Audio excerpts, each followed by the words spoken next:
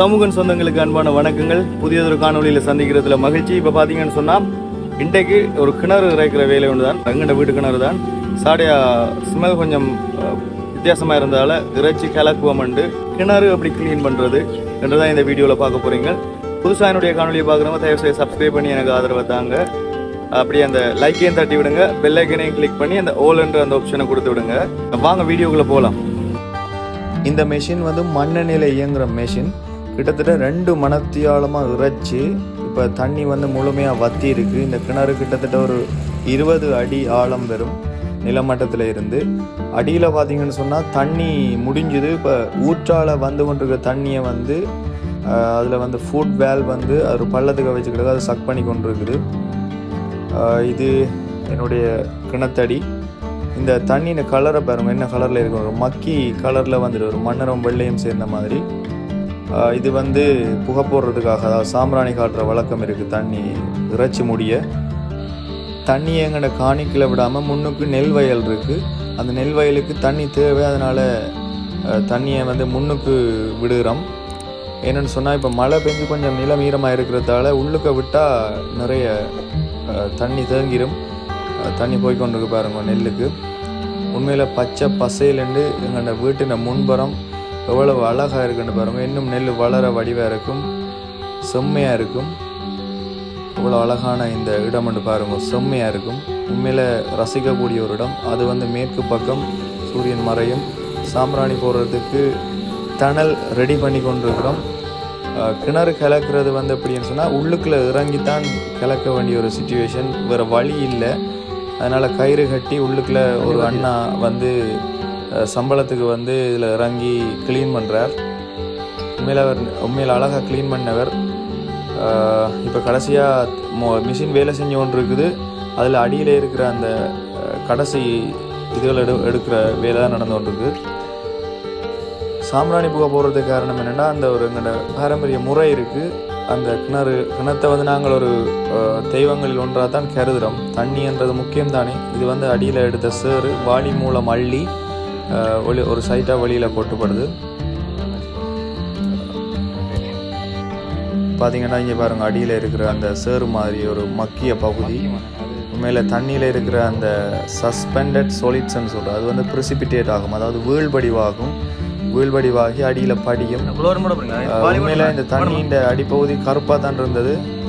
இப்போ வந்து வெள்ளையாக தெரியுது பாருங்கள். ஏன்னா க்ளீன் பண்ணி அந்த பள்ளத்துக்கு எடுத்து அந்த பள்ளத்துக்கு இருக்கிற அந்த சேரை அள்ளி வழியில் கொட்டுற வேலை. இப்போ என்ன செய்கிறாருன்னா குளோரின் போடுறார். அதாவது சைட்டாக இருக்கிற அந்த பாசிகளை கொஞ்சம் வெட்டி, பாசிகள் ஊத்தைகளை கொஞ்சம் வெட்டுறதுக்காக குளோரின் சிவருக்கு எத்தப்படுறார். பவுடராக தான் எத்துறார். அது கொஞ்சமாவது அது கொஞ்சம் எஃபெக்டிவாக இருக்கும். அதனால் பவுடராக போட்டுட்டு பிறகு கொஞ்சம் நேரம் விட்டு ஒரு 5 minutes விட்டு, உண்மையில் அதை விட கூட நேரம் விடணும்.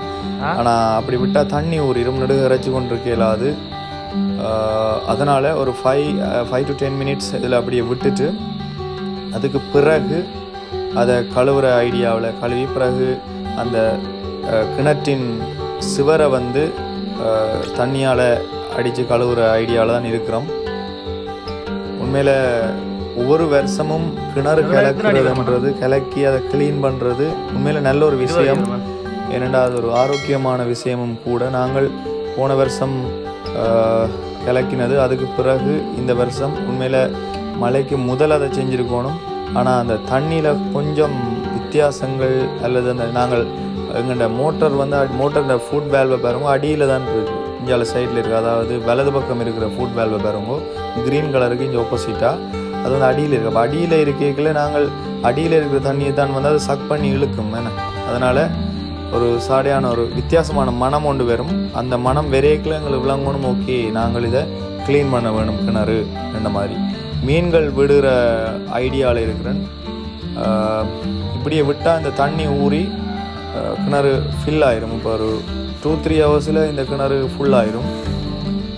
பார்த்தீங்கன்னா பாருங்க தண்ணி எப்படி ஊறி கொண்டு பாருங்க. ஊற்று தானே அடியில், அதாவது இது கந்தரோடைய ஒரு நடுப்பகுதி என்றதால் என்ன நடக்குமெண்டா, ஒரு 20 அடி 15 அடி வெட்டினோடனே தண்ணி வந்துடும். பாருங்க எப்படி தண்ணி ஊறி இருக்குன்னு. இப்போ நாங்கள் என்ன செய்கிறோம்னா மேலே இருந்து அந்த பாருங்க அந்த குளோரின் போட்ட பகுதி வந்து வெள்ளையாக தெரியுது பாருங்க அந்த தண்ணி அடிக்கல. மேலே இருந்து டேங்கில் இருக்கிற தண்ணியை வந்து இப்படி ஹோஸ் பைப் மூலம் இப்படி அந்த பாருங்க வித்தியாசம் தெரியுது பாருங்க. குளோரின் போட்ட பகுதி மட்டும் கொஞ்சம் ஒயிட் கலரில் இருக்குது பாருங்க சாடையாக. இப்படி க்ளீன் பண்ணி போட்டு மிச்ச தண்ணி எல்லாத்தையும் ஃபுல்லாக இறைச்சி போட்டு அதுக்கு பிறகு சாம்பிராணி காட்டி போட்டு அப்படியே நாங்கள் விட கிணறு வந்து ஃபுல்லாயிரும்.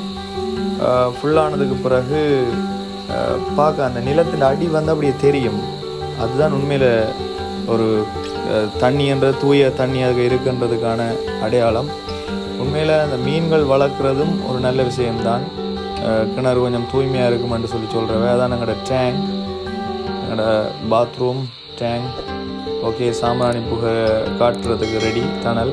இனி அதை செஞ்சுட்டு அதுக்கு பிறகு நாங்கள் இந்த தண்ணி இருக்குது இந்த தண்ணியை ஃபுல்லாக இந்த மெஷின் மூலம் இறைச்சிட்டு தான் அதுக்கு பிறகு சாம்பிராணி புகை காட்ட போகிறேன்.